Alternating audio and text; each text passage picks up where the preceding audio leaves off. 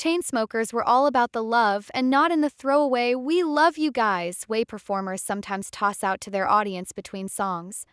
This was different. This was personal.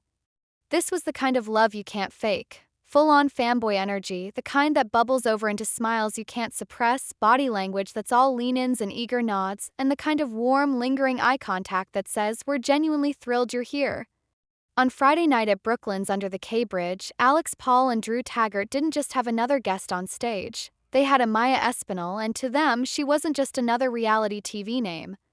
She was, as Drew later told the crowd, the greatest woman that has ever existed. That's a lot to say about someone you've just met, but judging by their grins and the crowd's response, it wasn't hyperbole. The night had that rare electricity from the moment the doors opened. The venue, part industrial grit, part urban magic, was already buzzing long before the Chainsmokers took the stage.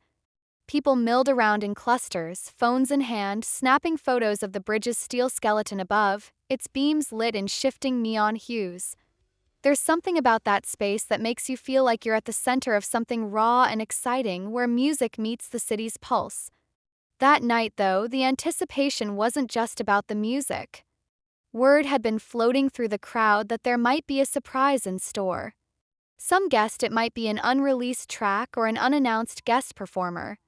Few expected it to be a reality TV champion stepping into the spotlight, but when Amaya emerged, it clicked immediately. She walked onto that stage with the poise of someone who has spent the last year under constant public scrutiny, not in the cynical sense, but in the way reality TV stars must quickly learn to navigate flashing cameras, relentless opinions, and the expectation that they remain on at all times. Her smile was wide, genuine, and maybe just a touch self-aware. She knew the cameras were catching every second. Winning Love Island USA Season 7 alongside Brian Arenalas had catapulted her from relative anonymity into a position where her every move was news. And yet, in that moment under the bridge, she didn't seem like someone weighed down by fame.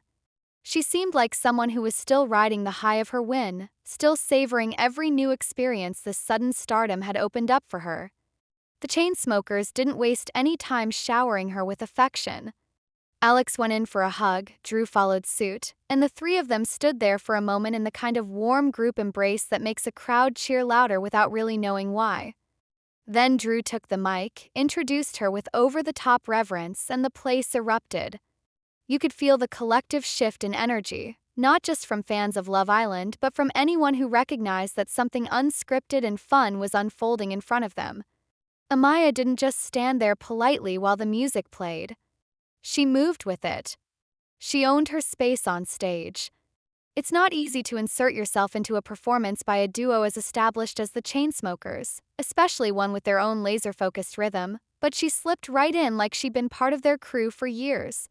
She clapped to the beat, hyped the audience, even leaned over to throw a few words into Alex's ear during a drop, making them both laugh. Crowd ate it up. For those who hadn't followed her Love Island journey, she was still instantly likable. There's a certain charisma that works universally in live settings, the mix of approachability and confidence that makes an audience lean in rather than pull back. Amaya had it in spades. Her appearance wasn't the night's only highlight. Chainsmokers had already stacked the deck with an opening lineup that read like a curated playlist of rising stars and seasoned pros. Bo Cruz hit the stage early, delivering a set that made people take their eyes off their phones and focus on the music. Gravagers followed, dropping bass lines so heavy you could feel them reverberate through the bridge structure itself. Grammy-nominated Wookie brought his trademark energy, a mix of precision and chaos that kept the crowd guessing. And then there was Anna Sophia, whose brief set had all the markings of an artist about to break big: confident vocals, unique style, and the kind of stage presence that makes you remember her name. But even with all that talent, the moment Amaya joined the Chainsmokers stood out. It wasn't about her singing or DJing, she didn't need to.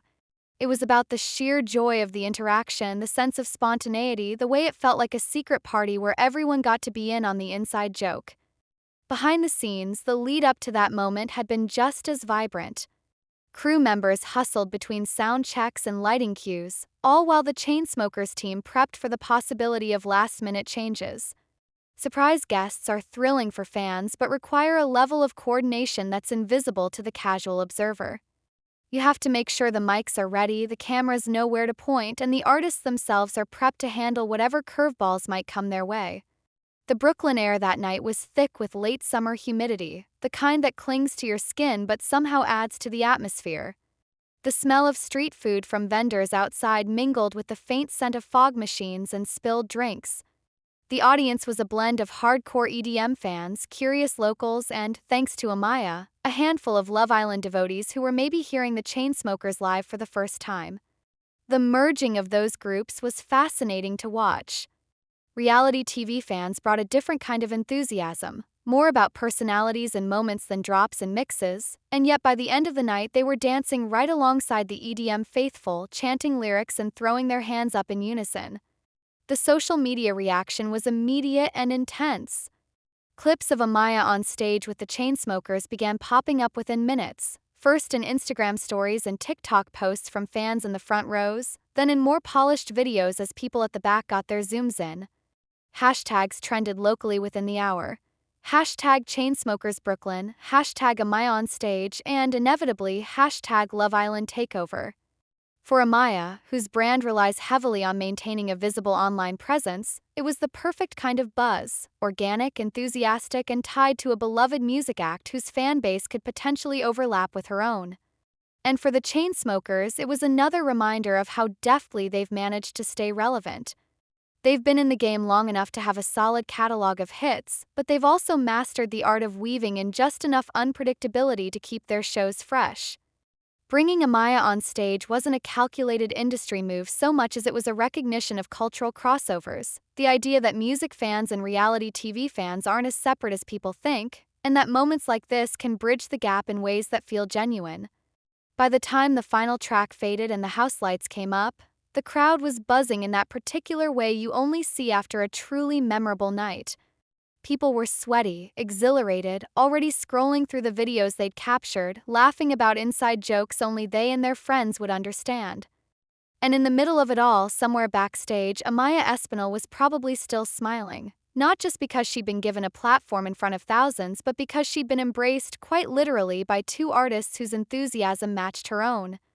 For the fans who were there, it was one of those nights you tell people about later. I saw the Chainsmokers under the bridge, and they brought out Amaya from Love Island, the kind of story that gets better in the retelling because the details feel almost too perfect to be real.